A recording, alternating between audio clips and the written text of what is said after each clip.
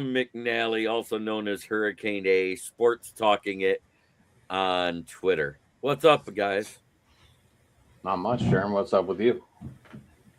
Another great day in paradise. Absolutely. Living the Oh, dream. look at this. And we got Yinzer, the Pittsburgh Jackwagon. Good to see MDE in the chat. I'm quite sure Danny will join us. We may be being visited by Dodgers Jason. And of course, I just reminded Jamie, hey, we're rolling. Right? Right? And So, for the so first Jeremy, time how? since you know me, I have my blue check mark on X. So, Jeremy, how does it feel to own a record for the Detroit Tigers? It isn't a record I like. No, definitely not. The For most only injured team, players before. the only team in franchise history to have 7 walk-off losses in a row. In Wow. first Six of division. them, 6 of them were from Mr. Canley Jensen. Like you had, Adam. Oh yeah, am I still wearing? Yeah, yeah. They look good today, and Yeah. that error that happened late that Bastidos made on that throwing error that cost the whole game. At that point, you could just feel the wheels just finally coming off. Ramirez missed a ground ball, then he threw an error, then he made an air play. So we are going to go over the headlines around the MLB from the past week. And there's quite a few, actually. Kenley is actually French for gas can if you convert it into the true language. And of course, we have the one, the only, Forehead. Hello. Jamie Malloy, DJ Dog Tags, the unbiased journalist on Twitter. How you doing, brother? I'm good. About you? Any day I wake up is good. And I was just getting ready to go over our intro with our headlines. We got history being made on the mound. We have walk-off heroics and back-to-back games. We have got a rookie that just did something that has never been done in the history of the sport and then left the field hurt 20 minutes later. And as for my Tiger fans out there, we got a lot to talk about. A lot. Like Drop the a fact that you're baseball in under the chat. you're under 20, you're under 500 by 24 games since the All-Star break last year. Yeah, I know. 25 now, I think, with the loss today. Yeah, but you know what? We still beat you in the first round of the playoffs last year, so I'm good. Drop a ball in the chat right now if you're here and ready to break down every single Really, we're headline. gonna do this. We- Really, we're gonna do this. I'm not even a basketball fan, but we know what happened. Oh boy. Let's see the chat light up and go, hey, you know what? Shit happens. It was their young team. They couldn't do it. I'm good. Hey, it's good to see you wearing a Boston Red Sox hat. This is my work. This is my work. This is my work hat, and this is my favorite franchise 47 hat by all means. All the other ones do not fit right. The Red Sox hat is the only 47 hat that fits me right. It's so weird. So whatever franchise 47 did for this hat, Jeremy, I recommend they do it for all their hats. Nice. So we have Danny, the armbar pitching made. The armbar pitching made history this week. The big swing, the bats that defined this week, the trainer's room, injuries, IL moves, and what they mean for the rest of the season. Yep. The Tiger spotlight, the drama, the beef, the walk-off losses, and the legend potentially coming back. And of course, the round table rapid fire and your hot takes and mine. But hello, Captain Danny, Michael Edwards. All of you, thank you for joining. Captain Danny. No, I guess that was my Tigers take, Jeremy. I guess I jumped the gun. Yeah, I had it in there about how bad we're doing. Trust me. Tell him. Tell that Pittsburgh Pirate fan to stop being a Guardians fan. Tell him.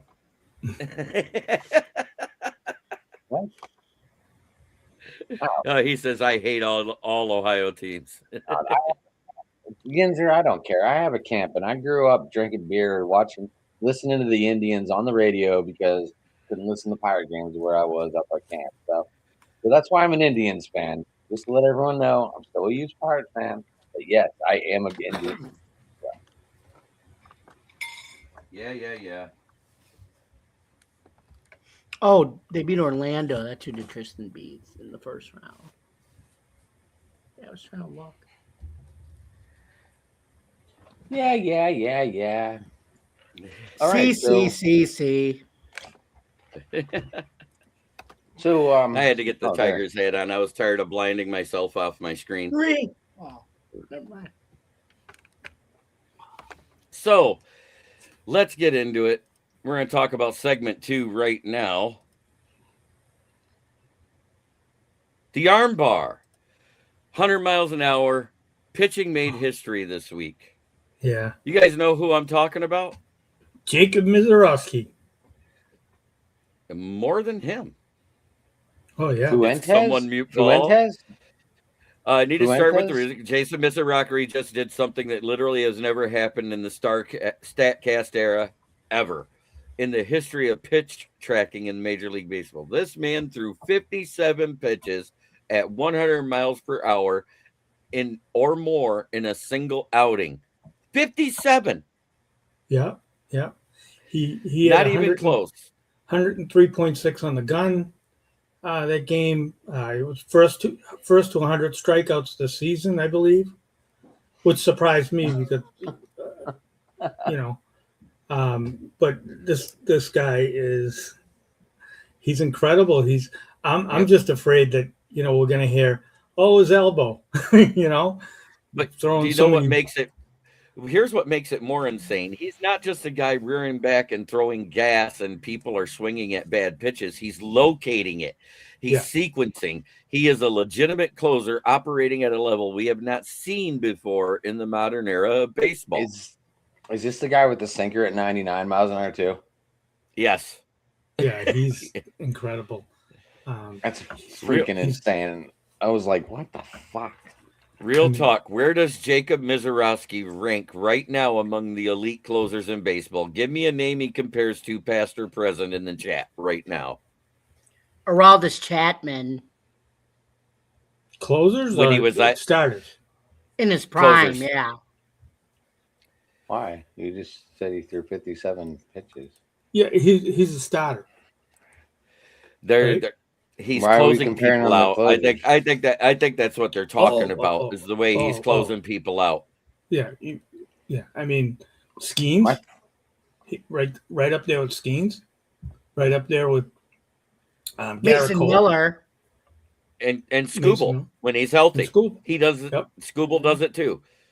You got a lot of those guys that have that elite triple digit fastball, but nobody's doing it 57 pitches in a game. Nobody. In the game. Can That's you believe insane. that? I mean, I keep, like I said, I'm like 57 pitches in a game. We're going to hear next week that he's got to go out for Tommy John surgery. I won't repeat your comment there, Yinzer. I'm not mad at it though. I love it. His hate is a strong 4-letter word, like the F and S words. Timeout. Like, hold on. You can use. I'm sorry. That Nope, word is the perfect. That word is the perfect word for everything. It expresses I know it is. happiness, anger, frustration, just joy. Action, subject. Yeah. Can be used as a noun, a proverb, an adverb, all of it. Hey, I'm gonna call Jay real quick and see what he's doing. Yeah, I sent him the link.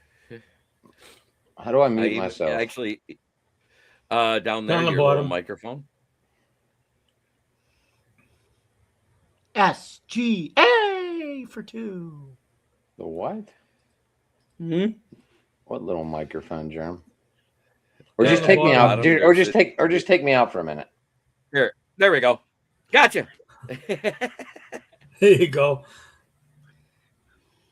Another thing that happened. The word is best used to describe how to salute Packer fans. Just saying, yeah, you could. And when they try to come back, you can just say, well, it's either their age or their IQ.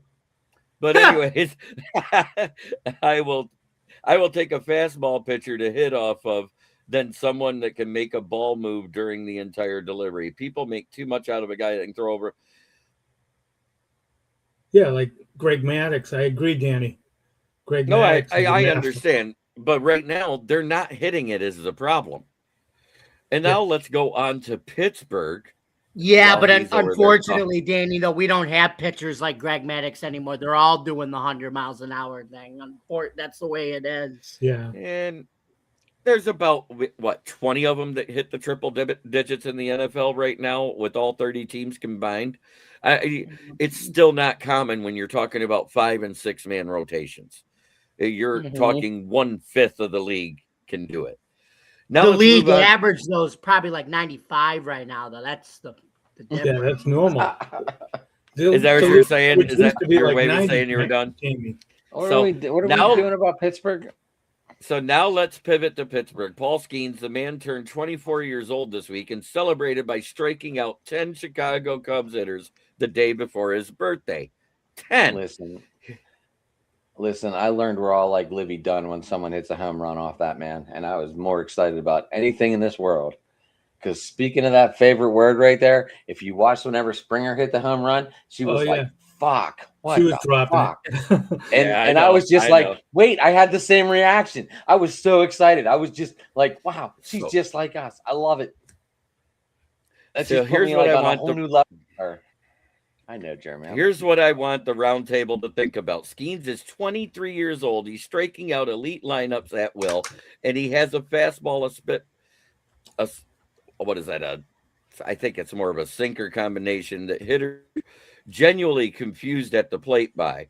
At 23, the NL Cy Young race is wide open right now. Skeens is planting his flag early. Oh, and he also happens to be dating a former Miss USA, Libby Dunn. And the man is winning at literally everything. He's right up there, man. By all Skeens, he is. Yes, by all Skeens he is. You know, he's had a little bit of ups and downs, but for the most part, I mean, the guy's unbelievable.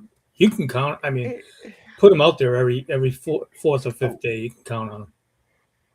Jay will be logging in in like 10 minutes. Thank Okay. you.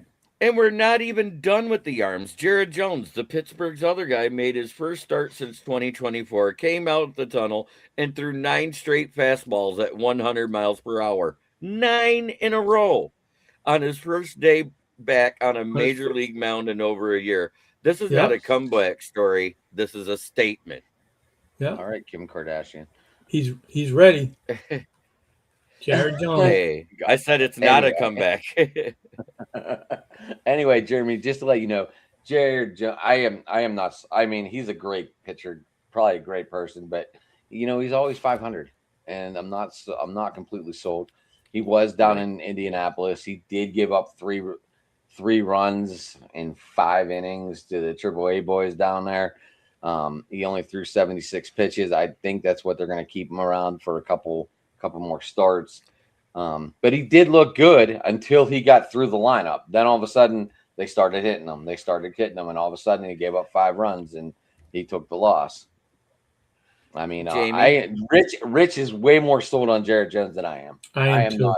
I'm sold on him. Oh, that's Paul was highly strung out on Skeens or Jones. Danny Fuller had this directly to say to you. I know this is a baseball show, actually all of you, but I have to give a shout out to my California Buffalo Bills son, Steven. Here, Jamie, I told him how you are a Bills guru. Thanks, Danny. I appreciate it. That's So awesome. give that young man a shout out. Say shout out to the Buffalo Bills fan, Steven. Okay. This is a shout out to Buffalo Bills fan Stephen Fuller. Danny said, Steven, this is for you, buddy. Thank you for listening to our show. Bills Roundtable Talks. And where else would you rather be than right here, right now? Hey, man, I love that.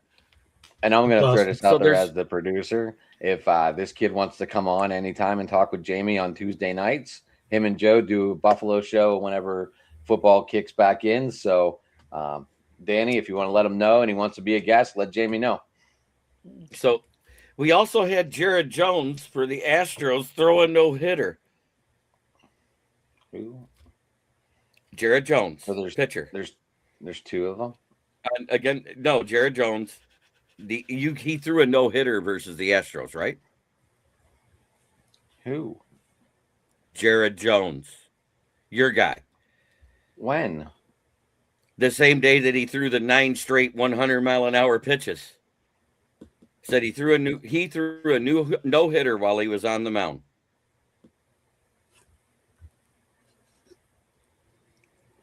Well, not recently. He just got shelled for 5 runs on his comeback the other day.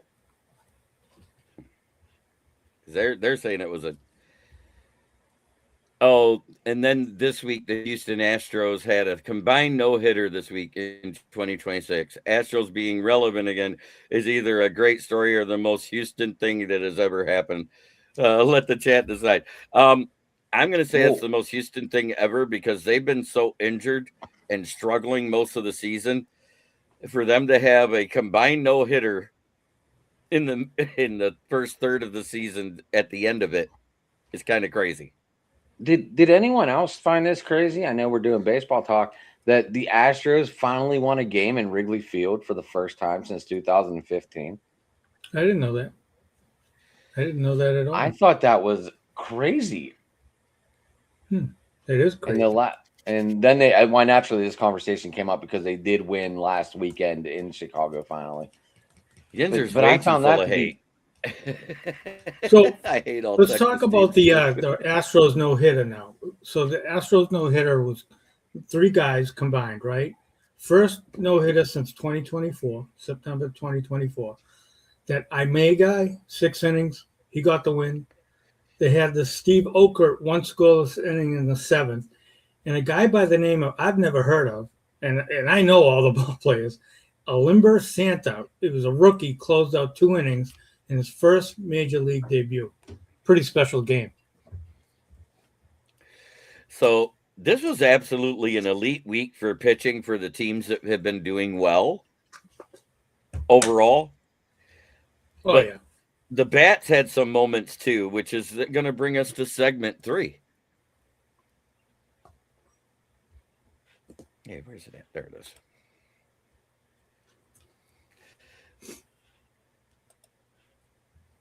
I got a few guys on this list. Some big numbers. Munetaka Murakami. Write that name down if you have not already, because this man just made history. The Chicago White Sox first baseman became the first rookie in Major League Baseball history to hit 20 home runs before the month of June. 20 before June. No rookie in the 150-plus year history of this sport has ever done it. He is leading the entire American League in home runs with 20. He is leading the AL in ribbies with 49. He is 26 years old, came over from Japan, and is playing first base for the Chicago White Sox like he owns it. But now here's the gut punch.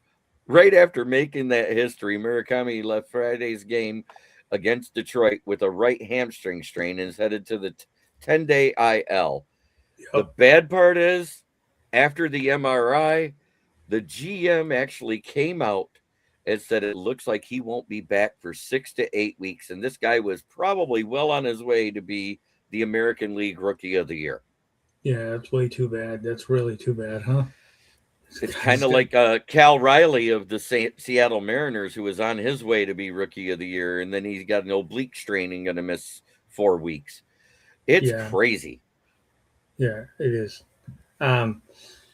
Some really good hitters this week. You had Alvarez, 350 average, 5 home runs, 8 RBIs in 6 games. I thought he's has a great year going too. He's 19 or 20 home runs.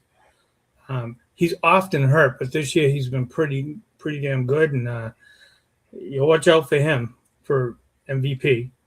And then I got to say this name again when I had to talk about it for Detroit in a minute here.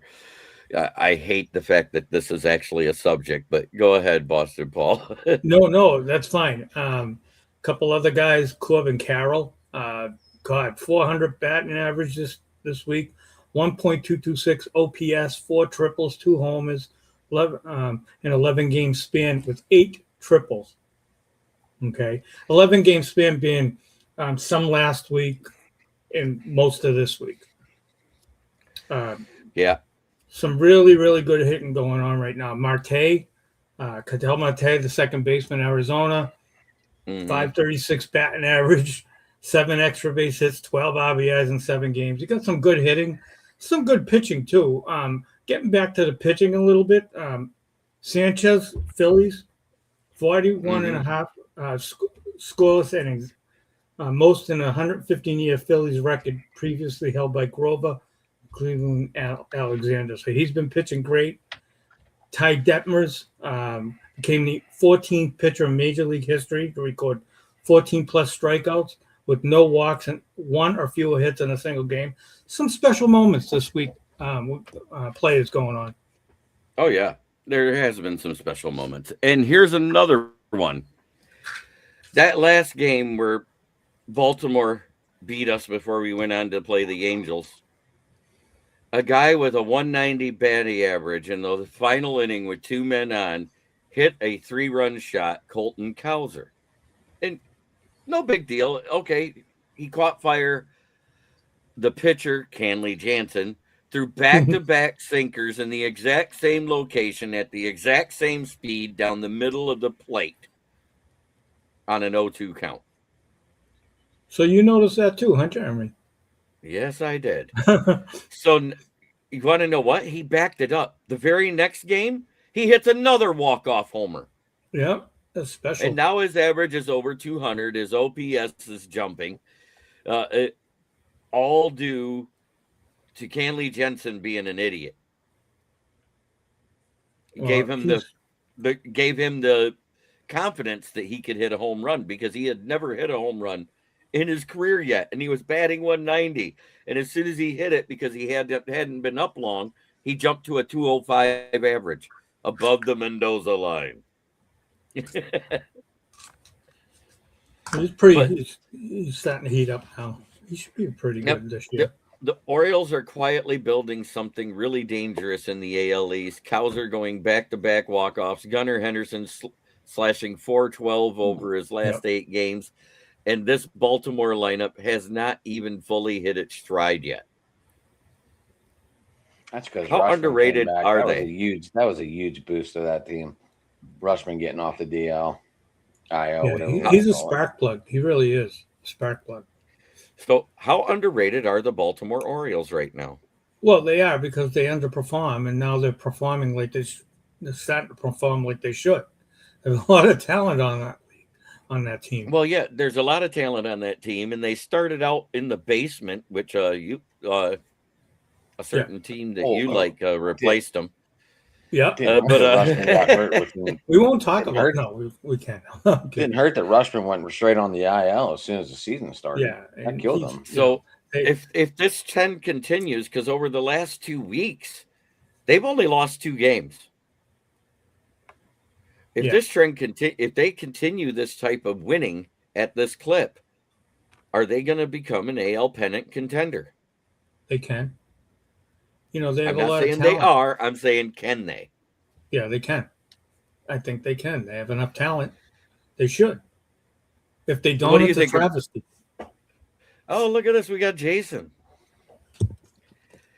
Jason, welcome to the show. Hey, guys. Sorry I am so late. I just got back from my daughter's 16th birthday party, and it was fucking hell in a handcart. Legit excuse, though. As a father, I applaud that. See, there's that word. You used it in a great Thank face. you. Great face.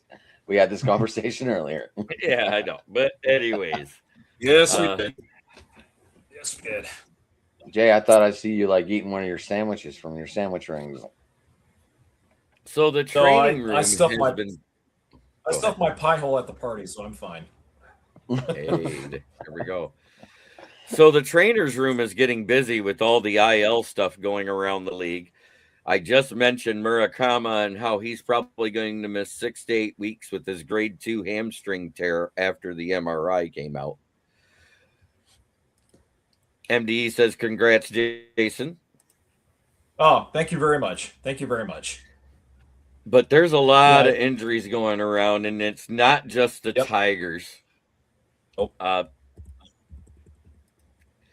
So Ethan Holiday of the Colorado Rockies, MLB's pipeline, number 17 overall prospect in all of baseball, is done for the 2026 season. Foot surgery, no timetable for a return. For the Rockies, this is a gut punch when they were just starting to hit their stride, and he was a big part of the reason why. And he's supposed to be a cornerstone. Yeah. I watch Ethan Holiday a lot because he plays for the Fresno Grizzlies out here in my town, who are the single A affiliate of the Rockies. And so all of our fans here in Fresno have been packing out the stadium on a nightly basis to see Ethan, and what a good young player he is. So you're right, Jeremy. This is a gut punch, not just to the Grizzlies organization, but to the Rockies as well, because he's moving very quick up their organization's ladder. Jason, I think he's better than his brother. You know what? I tend to agree with you. When I look at Ethan versus Jackson, what I see better plate discipline first and foremost. And he has better overall athletic skills in the field than what Jackson does now. That's saying something because Jackson's quite a player in his own right, although he has injury problems. Ethan has them now too. But I agree with you. I think Ethan is the better of the two in terms of having more prepared major league skills at this point, because remember, Jackson got called up really quickly by the Orioles. He only spent, I think, about a season and a half before Baltimore called him up. I think it was a season and a half. And that's one of the problems with Baltimore, Jeremy. Their problem is they bring their players up too early. That's a major problem with the Baltimore Orioles. They're quick to bring their guys up way too early. I don't know if Jason would agree with that, or Adam, or you, but I mean, that's what I've seen, and that's what I've observed, and that's what I think. So I already talked about how Murakami hit the 10-day IL this morning before his MRI, and then the GM comes out right after the MRI and says, "Oh no, it's going to be 6 to 8 weeks before he comes back." That's a gut punch to the White Sox. Now, granted, they still beat us 7-1 because I talked about the Tigers' woes, and we'll bring it up again in a minute because I have a whole subject about it. Just to let everyone know, he played 3 seasons in minor leagues. Oh, okay. I stand corrected. Thank you. Yeah, I just had to look that up because I thought they called him up right after they drafted him. That's sure why I looked that up. Ethan played 3 seasons in the minors? I was talking about the Baltimore Holiday. Holiday. Okay, I'm sorry. So anyways, it's a gut punch to the White Sox because they're trying to make a push to catch the Guardians right now. They just increased their win total to 31-27 because they won the last 2 versus us, and the Tigers have fallen to 22-37. Pretty bad. So fantasy managers are you trading, is it heavy talks of trading Skubal right now? They are open to talking about it because Scott Boras is refusing to talk to us, so we kind of don't have a choice. So they're entertaining it. They're trying to find out what teams he wants to go to, and the Dodgers are not one of them. I just wanted to say that right now because he already said, I don't want to go to the West Coast. That's fine. No worries. I'm not going to cry about it. Just saying. They all do eventually. He's damaged goods now anyway, right? No. Well, the Dodgers are good with damaged goods. What are you talking about? Well, and it's interesting you bring up the damaged goods because they have so many pitchers they can afford. Yeah, another caveat to trading for Tarik Skubal is whoever trades for him is either A, going to have to decide if they want to sign him to a long-term extension, or B, are they willing to give up, if they're not going to sign him to a long-term extension, are they really willing to give up 3 or 4 top prospects for damaged goods on a 2 or 3 month rental status? On a rental player. Yeah, exactly. You bring up a good point there, Boston Paul. Yeah. I mean, you got to consider that now. So, Danny. So fantasy managers in the chat. I love it. Danny's a big Dodgers fan. fantasy managers in the chat, who is your biggest injury headache heading into June? Drop the name. The White Sox fans, how worried are you about this team ceiling without Murakami in the lineup? Weigh in.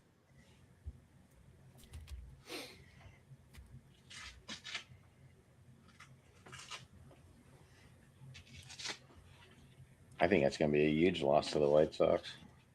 I think it is too.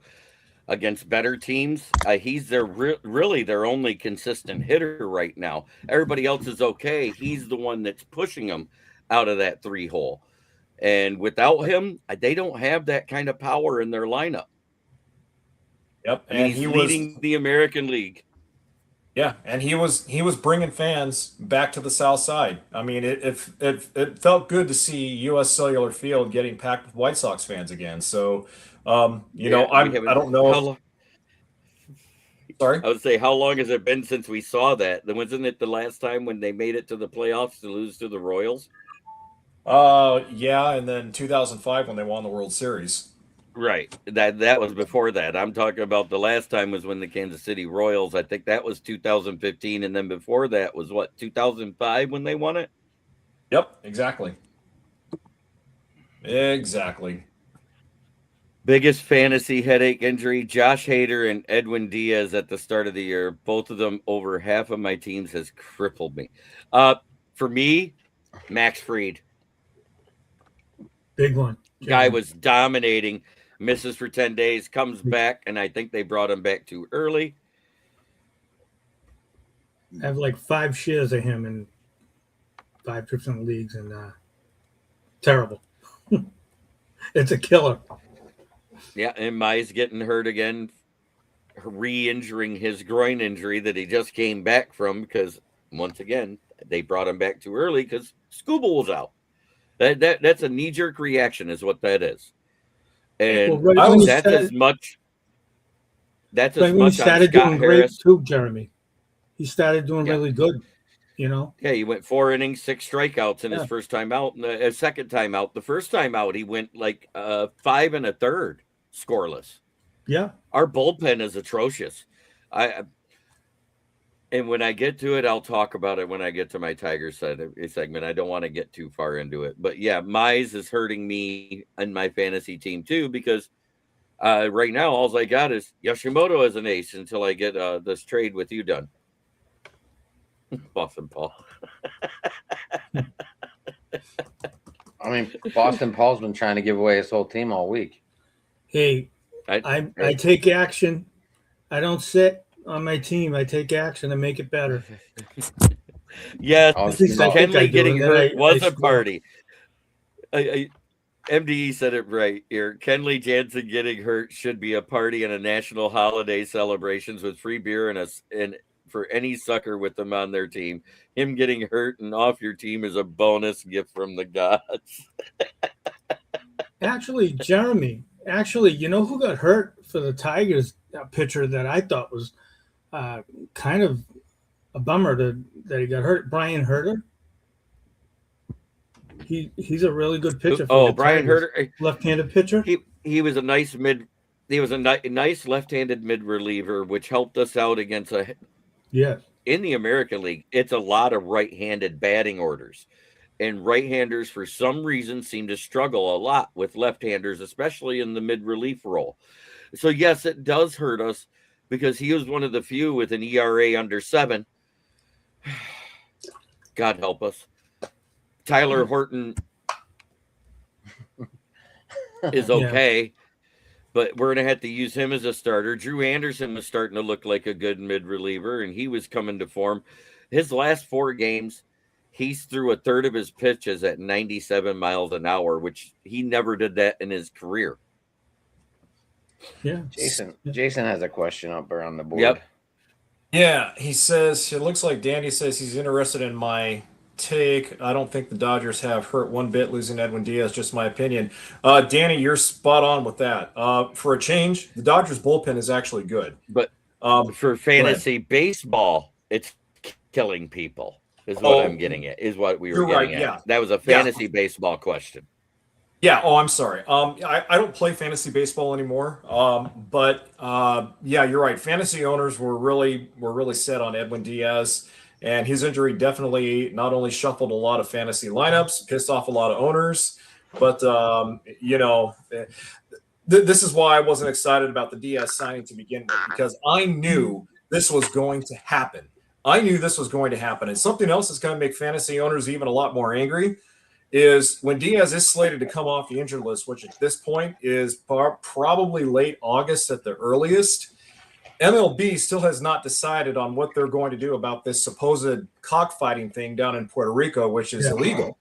So, Right. and I think MLB hasn't ruled on it yet because Right. they don't want to stick a knife in Diaz's side while he's rehabbing his injury. See, So it's very possible big that as when mine. Diaz comes off the IL, he's also going to be suspended for 20 games, 30 games. I don't know how they're going to handle the discipline. So, in other words, I don't think Diaz is pitching again the rest of the season. That's just my opinion. Well, it's all right. The Dodgers don't need a closer. They just, they No, it they wasn't get along AI. just fine. I like your I But see your anyway. Schwartz is as big as mine. Yeah, right. Oh, look, our Schwartz are twisted. I see your Schwartz is as big as mine. Now let's see how well you handle it. Who knows? that Maybe we'll movie. meet in Spaceballs 2, The Quest for More Money, and it's finally Yeah, coming right. out 35 years later. Yep. With The you. Me, the line that I All right. Go ahead. the line that I love from that movie was oh no, Mega Maid's gone from suck to blow. Oh, Like, was that the first movie that really showed some? Dirty shit. Yeah. Man, we ain't found shit. we ain't found shit. No, the one before that, the best one that had Alex Karras as Mongo was Blazing Saddles. Blazing Saddles. Excuse me while I whip this out. Ah. And you realize if the edited version of that movie aired today, it would only be 3 minutes in length. That's it. Right. I bet you The old gives man great trying to helmet. yell that the African American was riding the horse towards. It's a goddamn ding. The bell would ring.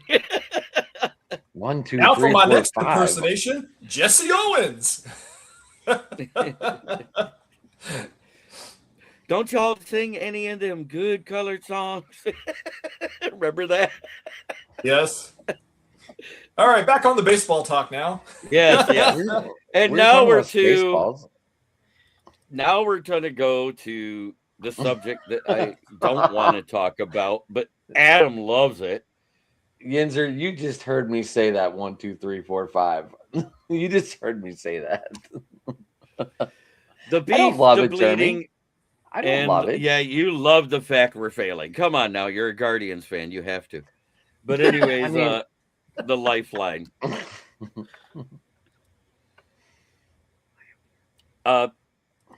I'm before I get into the beef that was started, and this has to do with one of the co-hosts of Costa and Jansen on 97 Won the Ticket. I'm going to make a suggestion to Scott Harris. Is that like your It's fan? called SRT. Scott Harris is our president of baseball operations, the one that decides who moves up, who moves down, who we sign, who we don't. No, who we I was trade for. asking that radio channel. Is that like the fan? It used to be the Fan. We used to have one called the Fan here. It was similar to that. It's a all sports, but it's FM now, and it's called 97.1. It's the Ticket. Owned by Jamie Samuelson, a longtime reporter in the Detroit area. But Okay. SRT, initials. No, and I don't mean special racing team like it means with Dodge. Or anything else that has to do with racing. It's the town of South Rockwood. And it is in exactly the halfway point between Detroit and Toledo. The T should be transport. And what we need to do is have a bus heading in each direction every day right now till we get this lineup right. Whoever's crapping the bed needs to go to SRT and be shipped to Toledo. And whoever's doing good from Toledo needs to be shipped back to Detroit because something has to change. I'm sick of it. Is Hinge your problem? No, it isn't Hinch. It's Scott Harris, the I was guy just that curious, does you the know, call-ups. a lot of people like to put the blame on the coach right away. No, the coach can only deal with so many injuries, and when he's given a lineup with 4 guys that came up from Toledo that have a batting average combined of 196. That's really good. Yeah. Well, the beef with Jim Costa of Costa and Jansen is Wenzel Perez, the Tigers outfielder. He hit a home run in a game we shut out the Angels the other day. The Angels, the team that's tied with us in record, so they're just as crappy as we are. Thank God there's one team worse than both of us. And he posted the clip of his home run to his Instagram, not just once, not just twice, but 5 times within an hour after the game. It was exciting. Different angle. Once, When you have an twice, average 5 below times, 200 lady, go ahead. when you have an average below 200, as a matter of fact, below 190, and you hit a home run, you know what you do? You post it once and say, "Thank God I'm off the snide," and move on. You don't post it like you're Babe Ruth hitting a career ender. Well, he's acting like he's never been there before. You Yeah. know, As one does in the big leagues. Why can't you just enjoy the moment? Is all I'm getting at. And he sat there. He goes, He went on the air and said Perez was a -1 WAR player whose ass shouldn't even be on the roster. Direct quote on the radio in Detroit. Now here's where it gets good. Perez heard it, and instead of going to social media to clap back with words, he went to the plate and clapped back with his bat. 3 for 9, 2 home runs. His OPS jumped 88 points in that stretch. And then the Detroit Tigers official X account, Teams Verified Social Media, posted his next homer with the captions, "So good we might have to share it 5 with an exclamation point."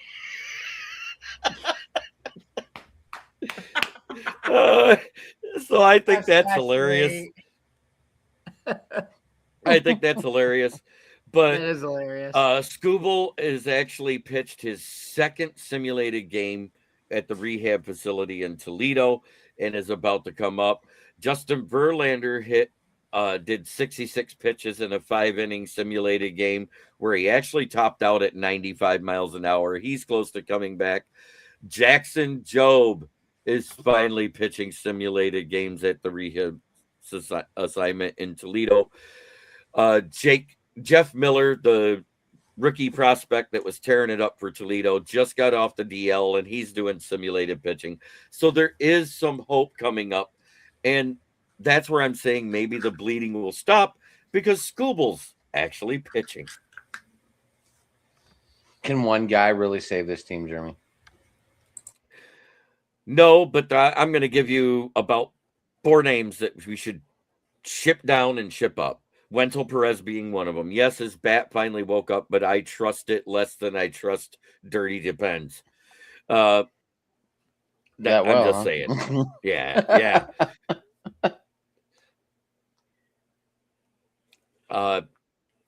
Haikun Lee. The guy is making bonehead after bonehead play on top of being a paltry 192 hitter. Zach Short. If he was as good defensively as he's inconsistent with his bat, I might keep him there when McGonigal has to come off. But he's so inconsistent with his bat, it's starting to reach into his glove, and he's dropping stuff that is routine. And then, of course, well, thank God Kenley Jensen get hurt, so we don't have to send him down. But anybody else that blows another save needs to go. And bring up their best left-handed reliever. Bring up Jeff Miller, who is a left-handed starter. And then you got something to work with. because then you got 3 righties because Mize is going to be out for some time. There's no foreseeable future when he comes back. Tyler Horton is starting to look good. Troy Melton's starting to look good. So there is hope for us. And I hope they won't get from the Dodgers. Skubal already said he will not be traded to the West Coast. Scott Boras is the one that's calling to see to find out where Skubal wants to go. So it's all up to Boras and Skubal, but the West Coast is not it. All kidding aside, come to Boston, Skubal. Halfway through. You gotta check. You know who would love him? They got 2 pitchers doing well right now. I say Ad McNally's team would love to get Skubal, but I don't know if they'd give up the prospects to do it. Which team? Your team, the Pittsburgh Pirates. Oh, the Pirates. Oh, imagine him on them. Jeez, Could you see that'd be great. Skeens, Jones, and Skubal together? No. That'd be a crazy. fantasy I wouldn't even know rotation. I wouldn't even know what we'd give up because a lot of our prospects are on the verge of coming over right now. You'd probably have to give up Jones. And Griffin. If you tell me right now, Paul, from what I said earlier, Mm-hmm. you don't think I would give up Jones for Skubal, or you out of You your would. mind? I don't think Oh, Pittsburgh would, But you'd you have to would. probably throw in Connor Griffin, too. Yeah, fuck off. No, Pittsburgh has some good young players. They really do. That kid that they have the. I know who I don't want. I don't want your center fielder you hate so much. I don't hate O'Neal Cruz. I just don't feel he's You a great don't center hate- fielder. Listen, okay, so if they threw in Baez in this trade, you wouldn't still want O'Neal Cruz? I don't want O'Neal Cruz at all. Your porch is shorter. You would play in Kansas City more. You would have a shorter porch in Kansas City as well. He might fare well in the AL, especially the AL Central. No, thank you. Fine, you don't want him? Fucking don't take him. I don't give a shit. He'll stay right in Pittsburgh. And don't forget the Phillies. The Phillies have some top prospects that they'd be willing to part with to get They do. somebody. You know who else might? And it's in our league, the Orioles. Could you see the Orioles adding Skubal to that pitching rotation? Now the Orioles have prospects to give up. Yeah, they do. Yeah, they do. That's And the what- picks. Orioles will- I think they because they Go ahead, didn't Tom. they trade a few players away for picks this upcoming draft this past year. Not sure. I think they I'm not did. This is where we need Rav or Matt for that conversation. And Oh, I know another team that has a bunch of picks coming up next year, the Brewers. not And not they this have draft. They class. won't spend. They won't. They Yeah, won't the pay him. Brewers would never want Skubal. They won't pay him. Well, we'll get to where they might want somebody like Skubal because they may not have a choice. Remember what we were just Yep. talking about, Boston, Paul? Yes, sir. And you know where I'm going with that. Yes, sir. And because right now we're in I the do. rapid, and now that I'm done bitching about my Tigers, You're never because going I to be would done bring up bitching Max about your Clark, Max Tigers. Anderson, Jeff Miller, Max Clark, the outfielder, Max Anderson, the second baseman to replace Haikun Lee, and anybody with a pulse defensively for Zach Short. Because he really only has to play like maybe once every 5-6 games when McGonigal needs to sit on his butt a day. So on to the rapid takes. And this is where you guys get to talk about your teams and the fans in the chat get to ask questions about anything. Jason, talk about your Dodgers. What's current going on with them?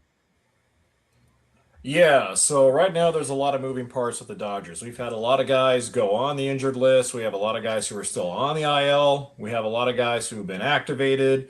Some of the most recent injuries, Teoscar Hernandez is going to be out for a month. Hamstring strain. It's a grade 1 strain, so that will keep him out probably a month. Kike Hernandez just breaks my freaking heart. 2 days after he gets activated off the injured list, he goes 4 for 4 in the 2 games he plays in. He goes back on the injured list because he freaking suffers an oblique strain. And from what it sounds like, it's a very bad oblique strain. So Kike is going to be out probably until September at the earliest. Now, also, Tyler Glasnow was expected to ramp up his pitching to where he could stop throwing off flat ground and throw off the mound. But it's not just his back that's giving him problems. It's more body pains. Hello, Dodgers fans. We've dealt with this before. Body pains kept Tyler Glasnow out for over 3 months last season.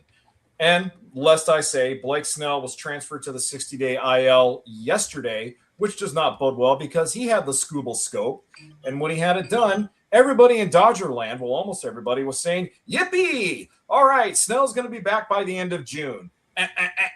Think again. So we have a lot of moving parts of injuries. We have a lot of guys. Santiago Espinal, who was recently designated for assignment, was just signed back by the Dodgers after Kike was placed on the injured list. We also had Alex Freeland, who was previously optioned down to AAA, get called back up to take Teoscar Hernandez's spot on the roster. Ha-Seong Kim was also optioned down to AAA because he's only been batting 171 since May 5th. So, yes, we have a lot of moving parts right now. But with that being said, that's the ugly and the bad. Here's the good. Shohei Ohtani is finally starting to swing the bat better. Freddie Freeman is swinging the bat better. Max Muncy doesn't seem to be affected by getting hit by that pitch on the wrist. He's swinging the bat better. So there are some good things there, but still, it's typical Dodgers, guys. We deal with this every damn year. Injuries, inconsistencies in the offense. So it is what it is, and you just roll with it.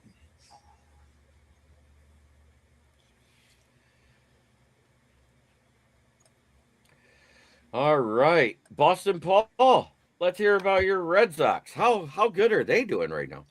Well, they're not doing so well. Right now, they're 23-33, 13-16 since Cora got fired, so a little better. But the thing that sticks out to me with the Red Sox is, check this out: 9-19 at home, 14-14 on the road. What's up with that? You should be able to mash it at Fenway, right? A third of their lineup, their opening day lineup, is on the IL. Now, let me talk about the offense. The offense is noticeably worse since the firing. The biggest surprise is that the offense has declined after the coaching shakeup. The offense under Cora was 4.15 runs per game. The lineup has become more structured, with players getting more consistent batting order roles, and but the results haven't followed. Right now, these guys are going at 3.28 runs per game, 28th in the league, only in front of St. Louis and Kansas City. At one point in late May, they had scored the fewest runs in Major League Baseball since the firing. Now, defense has improved. They rank second and outs above average. What that means, I don't know if people know what that means. What it means is if they're at 4. So they create 4 more outs than the average team does in a game. Pitching. Danny asked you a name. Danny asked you a question real quick. He just said, "Love you, Paul." Pitching is quietly much better right now with the Red Sox. Bottom line, offense is worse on Cora. Defense is better. Pitching is better. Overall results slightly better, but not dramatically. That's just what it is with the Sox right now. We are what we are. All right. Adam, do you want to talk about your Pirates or your Guardians? I have Guardians on my phone, so go ahead. I'm not going to rub anything in because just to let you know, Gabriel Arias got put back on the 60-day DL, and Brian Rucchio is going to have to play short for a while.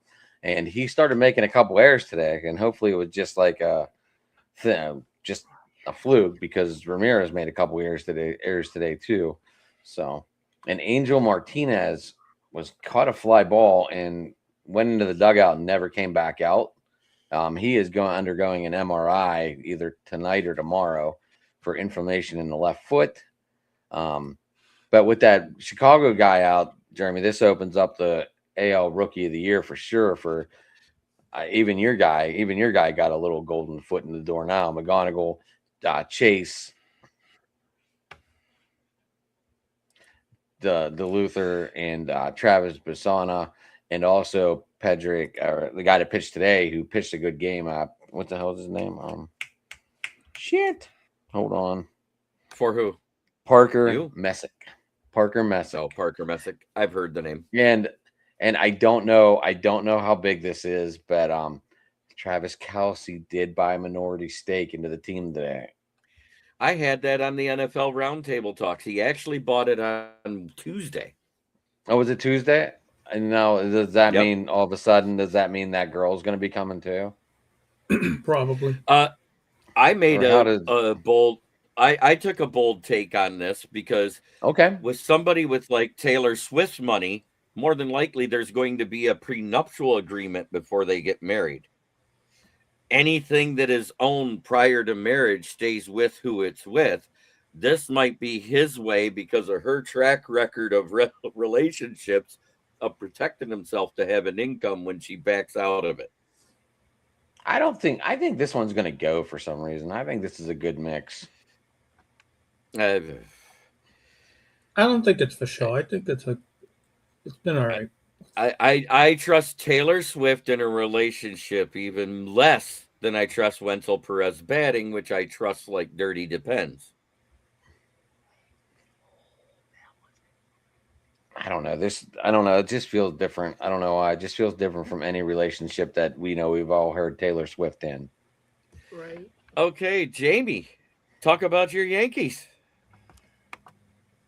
They won 8-2 last night, playing in that minor league ballpark against the Sacker Vegas A's.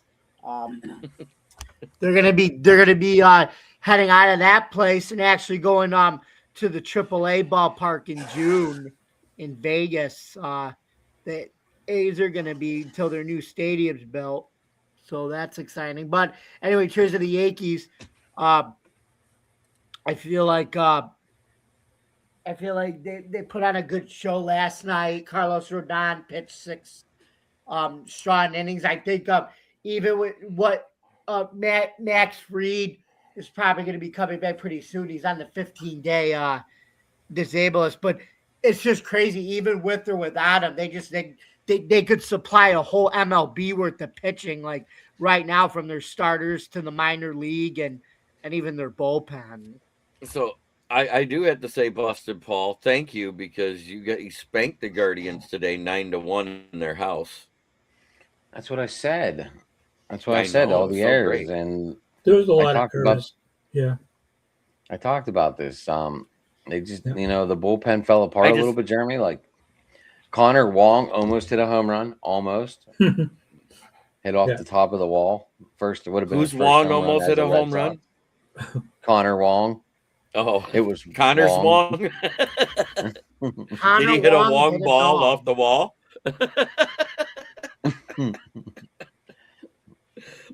All right, now we're to the part which is going to affect the future of baseball. Oh, yeah. The CBA showdown, MLBPA versus the MLB, the salary cap demands. Owners want to do the salary cap. When I say owners, all but 9 of them want a hard salary cap, which means it would pass if it went to a vote right now. But it wouldn't pass the Players Association. But it won't pass the Players Association. This is the proposal that MLB put out.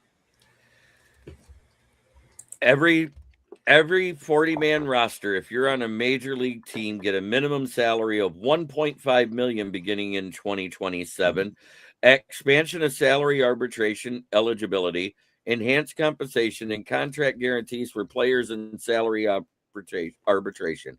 Expansion of rules aimed at combating service time manipulation, elimination of the qualifying offer, as well as the penalties for clubs that sign free agents, increased benefits for lower revenue clubs who lose players to free agency, qualified free agency for players with 5 or more years of service who have reached the age of 30, luxury tax threshold increases and removal of non-monetary penalties, a new competitive integrity tax applying to clubs that fail to meet minimum payroll benchmarks.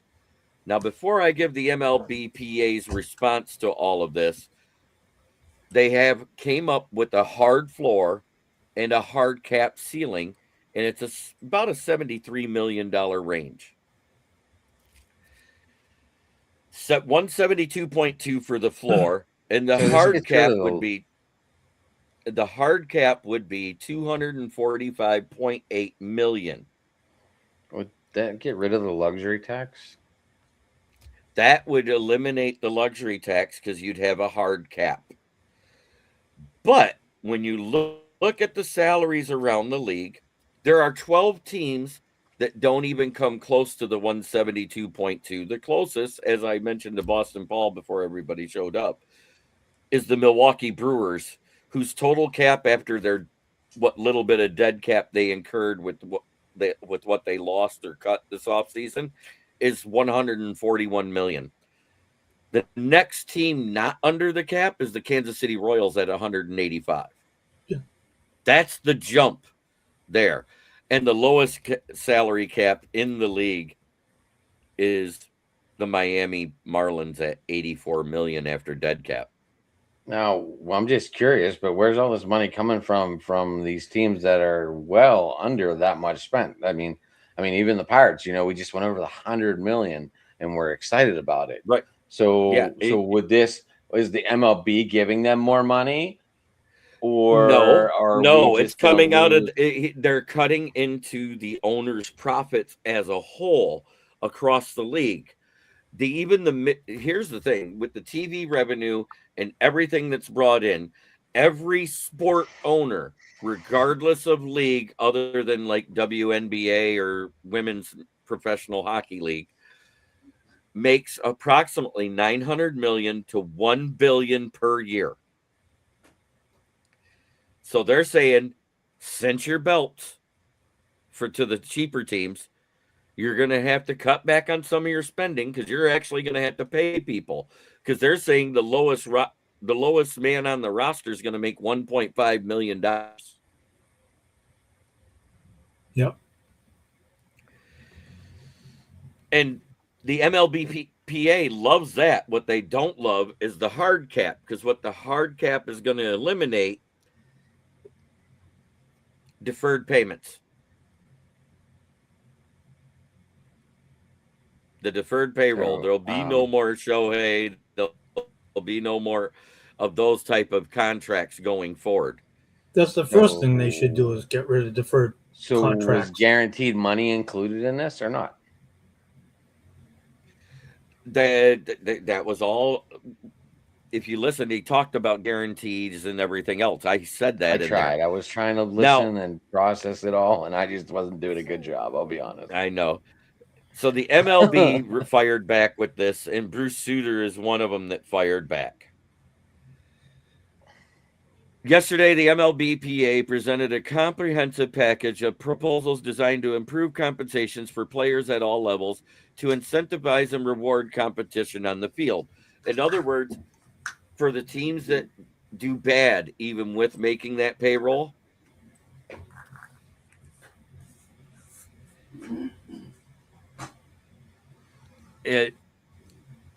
we'll get into that in a minute, Danny. Let me get here. The owners responded today with a demand for a salary cap system, something generations of players have fought against.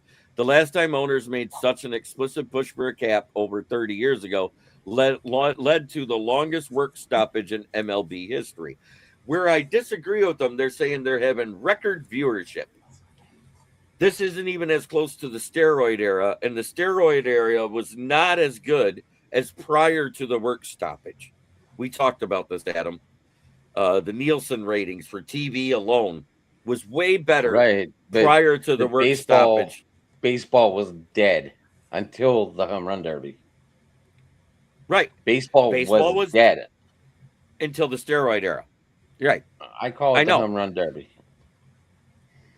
But I mean, Well, without and- that, Jeremy, the baseball it might be still relevant, but you know, everyone looks back and goes, "This is what saved baseball." And these 8 players that all did steroids and got caught, all get blacklisted and can't make the Hall of Fame, but they saved the damn game. The reason why they want to get rid of the deferred payments for contracts on these Wait. teams is because the small market teams and the mid-major teams can't afford to do it. 100% that's what it is. And say what you want, it gives teams that have an abundance of extra money because of whatever they make their extra money with. And usually it's just due to having a bigger population of fans in their city. So would the Mets get hit with extra $1 million every year because they pay Bobby Bonilla?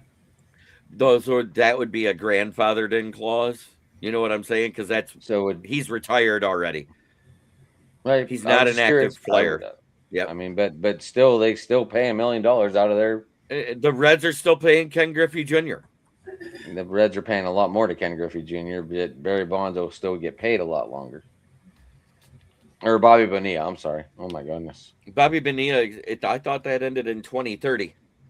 35. Is it 35 still? Yeah, Connor Griffin. Reds are paying, because that's what they were talking about. They were talking about Bobby Bonilla will get paid longer than Connor Griffin.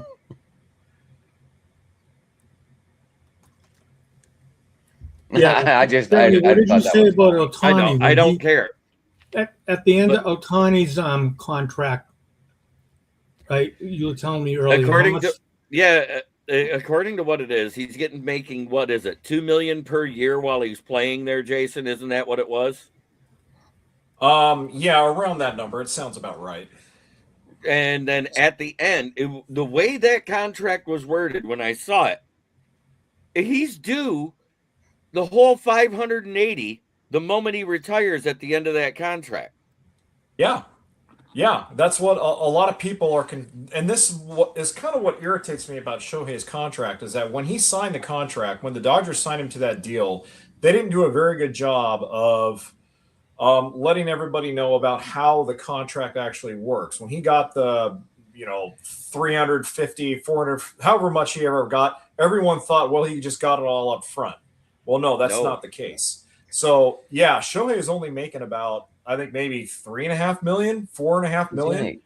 It's gonna be like a Powerball winning, Jason. He's only gonna get like $230 million out of that. Yeah, Well, yeah, exactly. No, So, because he has not taken American citizenship. So therefore, he's taxed differently than an American jock taxed. He doesn't get the American jock tax put to him because he's still technically a citizen of Japan. He's here on a work visa. But he's getting paid in California, though. That should be a California tax, right?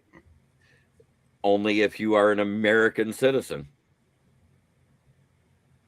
So how long is his visa good for? Or what if they don't extend it? He'll renew it again every 4 years like they always do. As long as he has a job in America and he's not breaking laws, guess what? They'll renew it for him. Better not let Newsroom find out if he's a Trump supporter. He'll take it all. yeah, no kidding. I heard that was crazy the other day whenever I heard that. Yeah, pretty insane. The Spurs were up last I looked, Marcus. I don't know if they were still winning or not. It's been a minute since I looked.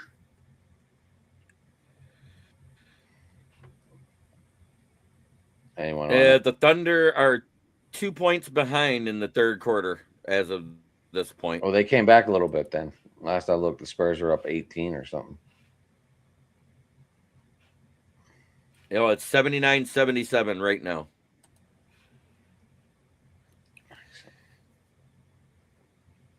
I really want the Spurs to win. Spurs only up 2. I don't. I like Wemby. And I'll explain why later, but I don't. But anyways, I just don't like him. That's fine. No, that's fine, Jeremy. I think he's a fine player and everything else, and he could go down as one of the greatest, but I don't want him to win a championship in his second year in the league. Or third. or 4th. You're entitled. I want him to go somewhere else and win it. Because technically that year, by the lottery percentages that the San Antonio Spurs had to get the number 1 pick overall, they shouldn't have got him. There's no way they should have had the number 1 pick that year. So Not when there was 8 teams. Not when there was 8 teams that had 18% or higher, including my Detroit Pistons was at like 42% chance of getting the first pick overall because they had the worst record in the league that year. But I digress. Well, what about Dallas getting flagged? You know, Marcus, I'm in. that was a whole big thing too. I think that they got set up to get flagged, the first pick, because they lost what's his name to LA. Mm-hmm. I think Kawhi there Leonard, was a whole was big it? setup with the NBA. I think a lot of shenanigans were going on with that. So it looks like they had a free throw, and now it's 80 to 77. Jamie, why aren't you bringing it tonight, my man? Danny wants to know. Because he's watching the game. I see that shit-eating grin underneath the camera right He's there. I chilling saw out. it. He's chilling. He's either watching baseball or he's watching this basketball game. I don't know which one. I'm His flipping brain back is and going. forth. Anyway, I'm going back. Yeah, man, I know you're watching sports. I can tell because you get so intense and you're just like this. You don't even look up. You're just like. anyway. You know, we all have quiet nights, Danny. We all have quiet nights. It's his turn. Anyways, Jason, tell everybody where they can find you. You guys can find me on X, the artist formerly known as Twitter, at Dodger Jason. Feel free to follow me, leave comments, commiserate with me, do whatever you want. Boston Paul. Right here, Jeremy. Right here. I'm just a guy that loves baseball, and every Saturday night, 8 Central, baseball roundtable talks at KCB. Oh, you got Alright. a picture behind you tonight. What is it? Family. I just noticed it. I was like, wait, Paul got a background picture tonight. I do. Yeah. Adam. Well, you can find me here on Saturdays when I'm not at camp and wasted off my ass like I was last Like last Saturday. week. Yeah, I was ready to log on, and my cousin was like, "You're not doing that tonight. You were a little bit wasted by man." And I'm like, all right. He was Woma, wasted off my ass, Woma. So you can find me here Saturdays. You can find me not this Monday, guys. We're off again Monday because I have a concert I just found out I'm going to on Monday. So you guys have another free night Slacker. away from my asshole on Monday. Slacker, yeah. I get to go to how many concerts a year? Maybe 3, 4. I'll I'm just take it. messing. Yeah, Unless it's you like- guys, it's like we can there's- do a different day, obviously, if you guys want to. But sometimes just another playing. night off won't hurt. Yeah, Tuesday will be open mic. Wednesday, I guess looks like me and Marcus and Rich are gonna do a show. I know Marcus has his wrestling show or this morning. Actually, I missed it. I keep thinking the day's Friday, so bear with me, folks. Jeremy, I don't. Did even you know have the fuck today day. off? Did you have today No. off? Oh. No, I work today. Wait, That's why I Marcus has a wrestling show? Yes, Paul, are you interested? He does it on Saturday mornings. Well, I mean, I'm interested in listening. Yeah, he does it on Wednesday or Saturday mornings on Driving to the Top channel. Okay. Usually 9. He does it in the morning, so it's 9. It would be 9. You're Cool. in Central, right? Yeah. Yeah, I think 10 Eastern or 11. I don't know. Marcus, if you're still listening, I don't know the times because I get so confused. Marcus is in Mountain I'll Time find because him. he's in Texas, right? No, that's they're both in Central. Central Time. Oh, they're Rich both and in Marcus Central. are both in Central I'll Time. I find just them. don't remember I'll if they find do them. 9 or 10 Central. I just don't remember. Okay, if it's 10 a.m. Eastern, it's 9 Central. Right. I just don't remember if I got my times confused. I don't know if they do 10 Central or 10 Eastern. I don't remember. Okay. So that's my fault. Yeah, they did a prediction show this morning. There were 3 big events coming up. And I just realized like we have a big event right up from my house in Youngstown with AEW next weekend. Yeah. I just realized Nice. that. So where else can you find me, Jeremy? Sports Talking It on Twitter, Driving to the Top Productions on YouTube. Tuesday, Wednesday, Monday, we do a little bit different take on baseball because I didn't want to copy Jeremy's show because that'd be very ignorant of me. But we both wanted to do a baseball show, so we both had to take different routes. And I don't mind. I go more having both into the shows. analytics and actual headlines, whereas you do more of the opinion-based show. I like that. You know, it keeps a little different vibe, I guess we'll call it. You like that? All right. You like that? You like that? There we go. See, he's getting all right. wound up now that the show's Yeah, over. there we go. What the hell? Somebody must What be the hell? winning. All right, Jamie. With the longest outro in Baseball Roundtable Talks history, it is the one, the only Jamie Malloy. All right. So you guys can follow me, yours truly, at Bill's Chat 1 at Bill's Mafia Chat, and also at Jamie Malloy, the unbiased journalist, at DJ Dog Tags on X, theforkball.com, and Buffalo Down, where I write about all sports. You can find me every Tuesday night, 8 o'clock p.m. Eastern Time, where me and Joe Dalio on Driving the Top Productions do the Subway Conversation Show. We just did episode 9 of season 3, and then you can catch me on the same Driving the Top Productions Network at 9 o'clock p.m. Eastern Time, where anything goes on Open Sports and Open Mic Night.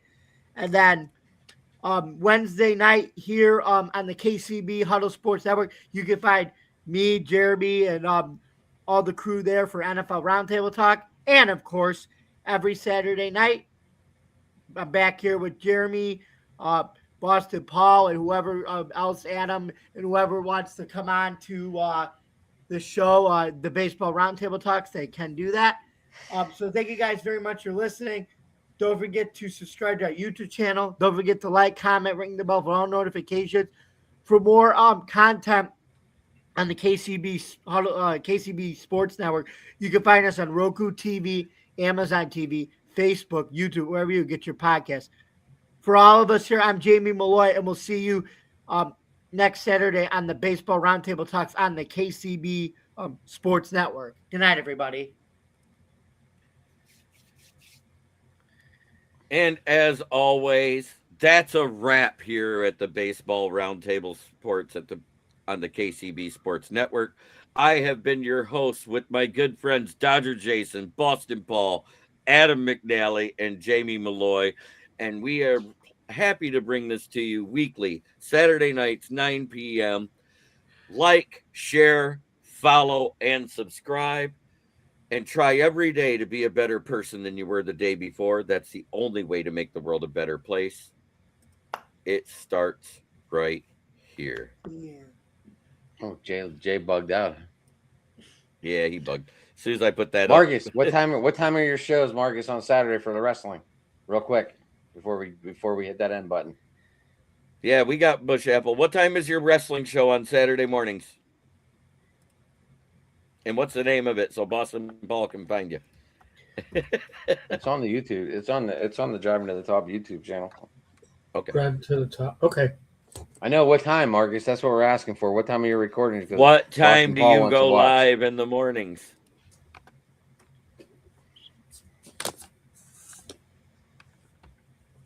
$10 a.m. Central, so 11 a.m. Eastern. Okay. Beautiful. Cajun Thank you. Turnbuckle. It's the Cajun Turnbuckle Podcast. Thank you for watching. Thank you, Captain Danny.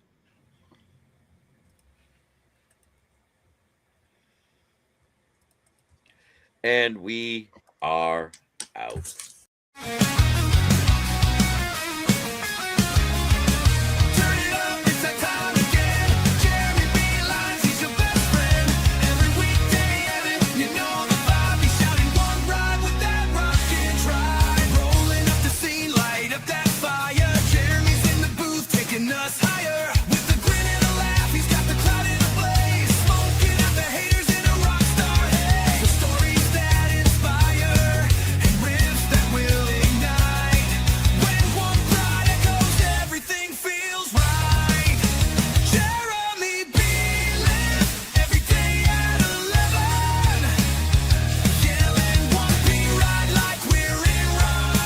This is a Huddle Sports Network broadcast. You can find us on Roku TV, Amazon Fire TV, Facebook, and of course YouTube. Get all your NFL news here first.